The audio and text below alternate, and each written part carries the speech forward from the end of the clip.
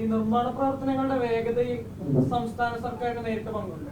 വേഗത കൂട്ടണോ കുറക്കണമെന്നൊന്നും തീരുമാനിക്കേണ്ട സംസ്ഥാന ഗവൺമെന്റ് അല്ല. ഒരു ടൈം ഉണ്ട് അതിന്, ഒരു ടൈം ലിമിറ്റ്, ഇത്ര മാസം ഇത്ര പെർസെൻറ്റേജ് തീരണം. അത് NHAI ആണ് തീരുമാനിച്ചത്. ആ തീരുമാനിച്ച ടൈമിന് തീർന്നാൽ മതി. അപ്പൊ എങ്ങനെയാണ് ഈ വർഷം ഡിസംബറിൽ നിർമ്മാണം പൂർത്തിയാക്കാൻ കഴിയുമെന്ന് സംസ്ഥാന പൊതുമരാമത്ത് മന്ത്രിക്ക് പ്രഖ്യാപിക്കാൻ കഴിയും? ഞാൻ പ്രഖ്യാപിച്ചല്ലോ. ഇന്നത്തെ യോഗത്തിനകത്ത് ഇതിനു മുമ്പും തീരുമാനിച്ചാണല്ലോ.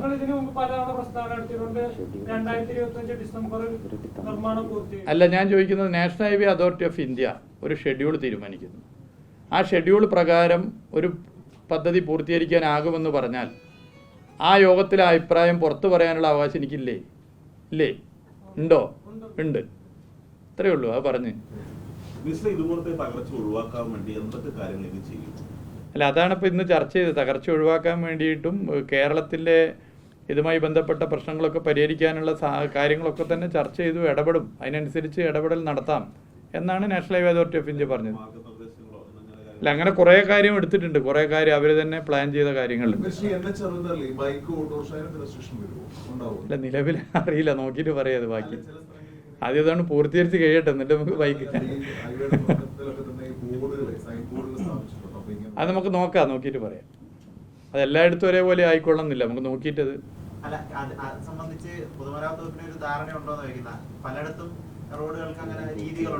അത് ഫുള്ള് കഴിഞ്ഞിട്ട് നമുക്ക് സംസാരിക്കാം.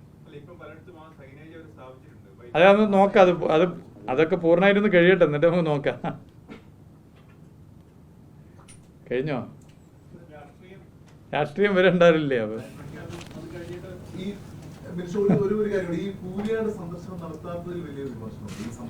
അതൊന്നുമില്ല, അങ്ങനെയൊന്നും വിമർശനം, ഒരു വിമർശനമില്ല. ഇത് വിമർശനം ഉണ്ട് എന്നോ ഇല്ലയെന്നും തീരുമാനിക്കേണ്ടത് ഞാനോ നിങ്ങളോ അല്ലെങ്കിൽ പറയുന്നവരല്ലല്ലോ, നാട്ടിലെ ജനങ്ങളല്ലോ. വിഷയത്തിൽ ഇടപെടുക, പരിഹരിക്കുക എന്നുള്ളതാണ്. സംസ്ഥാന സർക്കാർ ഈ വിഷയത്തിൽ ഇടപെട്ടു. സംസ്ഥാന സർക്കാർ ഈ വിഷയത്തിൽ ഉറങ്ങിക്കിടക്കല്ലേ, ഇത് ഇടപെട്ടിട്ടുണ്ട്. സംസ്ഥാന സർക്കാർ ഇതിൻ്റെ തുടക്കം മുതൽ അവസാനം വരെ ഇടപെട്ടു. ഈ പദ്ധതി തന്നെ ഉണ്ടാവില്ലായിരുന്നു. അതിലിടപെട്ടതും 2016 ശേഷം വന്ന സംസ്ഥാന സർക്കാരാണ്. എല്ലാ കാര്യവും നമ്മൾ കൃത്യമായി ഇതിൽ ഇടപെട്ടിട്ടുണ്ട്.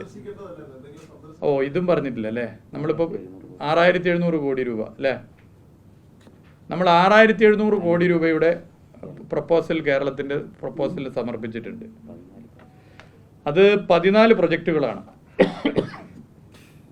അത് പൊതുവെ അംഗീകരിച്ചു എന്നുള്ള സന്തോഷ വിവരം നിങ്ങളോട് പറയാം. അതെ, അതിൻ്റെ ചില പ്രശ്നങ്ങളുണ്ട്. ആ പ്രശ്നങ്ങൾ കൂടി ഒന്ന് ചർച്ച ചെയ്ത് ചിലത് പരിഹരിക്കും. അതെ, അത് പരിഹരിക്കാം, അതും ചർച്ച ചെയ്യാം.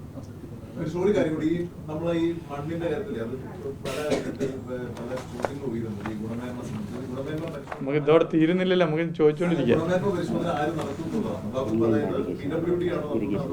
അത് ഇറിഗേഷൻ, ഇൻലാൻഡ് നാവിഗേഷൻ ആണ് ഒന്ന് നടത്തുക, പിന്നെ NHAIന്റെ സംവിധാനം അല്ലേ? അത് രണ്ടുമല്ലേ? അതെ.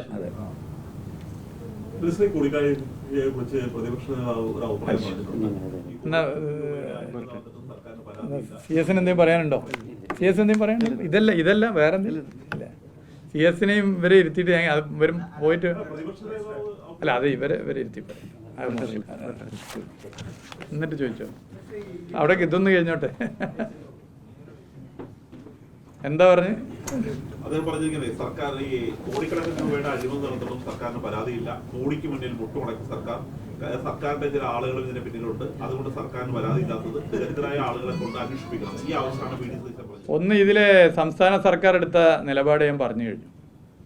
തെറ്റായ പ്രവണതയോട് ഒരു തരത്തിലും സന്ധി ചെയ്യാൻ വേണ്ടി പാടില്ല എന്നുള്ളതാണ് സംസ്ഥാന സർക്കാരിൻ്റെ നിലപാട്. ആ നിലപാട് കേന്ദ്ര സർക്കാരിനെ അറിയിക്കേണ്ട സമയത്ത് അറിയിച്ചിട്ടുണ്ട്. National highway authority of India അറിയിച്ചിട്ടുണ്ട്. ഇന്ന് മുഖ്യമന്ത്രി തന്നെ ശ്രീ നിതിൻ ഗഡ്കരിയോടും നേരിട്ട് പറഞ്ഞിട്ടുണ്ട്. അദ്ദേഹം അതിൽ നല്ല സമീപനമാണ് എടുത്തിട്ടുള്ളത്.